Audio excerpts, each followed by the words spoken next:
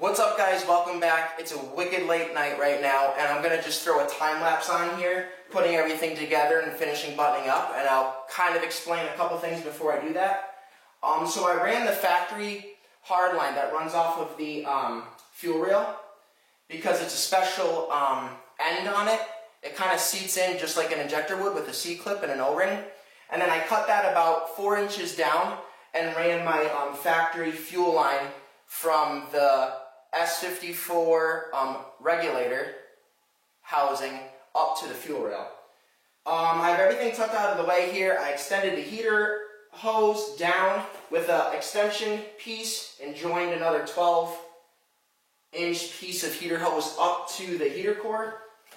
I have my IAC valve in. I bought the S54 IAC hose on the top, and then I bought the bottom one that has the quick connect just like up here. And then I used 3/4 inch heater hose to join the coupling to the rail. Sorry, not the rail, the air pipe tube on the top. And then on the bottom, I used the factory S54 hose. So it's a factory S54 IAC hose that goes to the intake box, clicks in. On the factory air tube, like I said, the factory coupling, but I did my own joining coupler with heater hose instead of buying the BMW ones that are $50 a piece. Kind of expensive for about a 2-inch piece of hose. Alright, so I'm going to put this thing on time lapse and hopefully we get this thing started. Alright, one thing I wanted to show you guys before I put the intake box in. This is where that bottom IAC valve hose goes, clicks in. Right here, there's a factory nipple.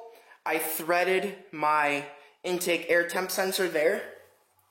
Then I plugged this here by threading a bolt in with some RTV. And then up here is the barbed fitting to run the vacuum for the crankcase vent.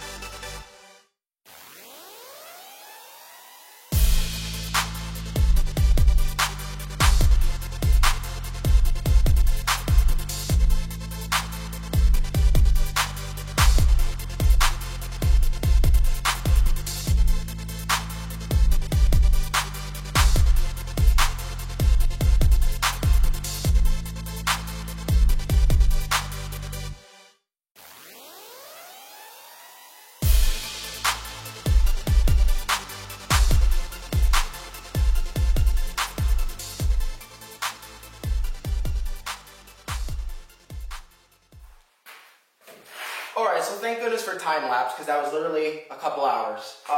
Just kind of meticulously moving everything around to get it to fit. The intake box is not the easiest to put in. There's a lot of things that have to be moved out of the way. Like I said, the heater hose, you have to cut the ducting off of the alternator, the cooling duct, and then doing all these individual clamps for each silicone coupling is a complete pain to get to. A few other things we'll go over. Don't forget to swap wires 1 and 3 for your TPS sensor.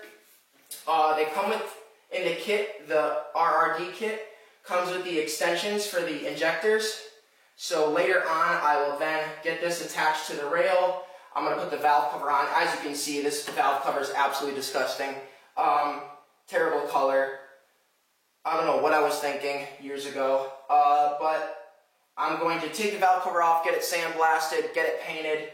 Then I'm going to touch up and clean the engine bay, get everything cleaned up. But for now, it's going to be, let's see if the thing runs, and then I'll tidy up a couple other things before I go down. My plan is to go down next week, so October 23rd, I'm headed down to Castle to get the thing tuned on the chassis dyno. So I got a few other things to work, but let's see if this thing runs because that's what I've been waiting for, and I'm sure that's what everyone else has been waiting for and want to hear. So I'm going to plug the battery in, I'm going to turn the car on, get the fuel pump to prime, and hopefully I have no leaks or anything on my injectors or my fuel lines. So we'll check all that, and then we'll start this thing up.